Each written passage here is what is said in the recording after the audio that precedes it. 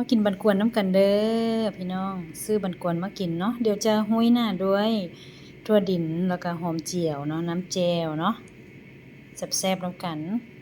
หุ้ยหอมเจียมเรียบร้อยแล้วบีบมะนาวใส่อืม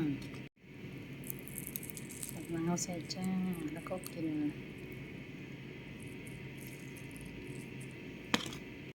มาเด้อกินบันกวนน้ำกันเด้อท่านผู้ชมมาเด้อแซ่บๆน้ำกันเด้อ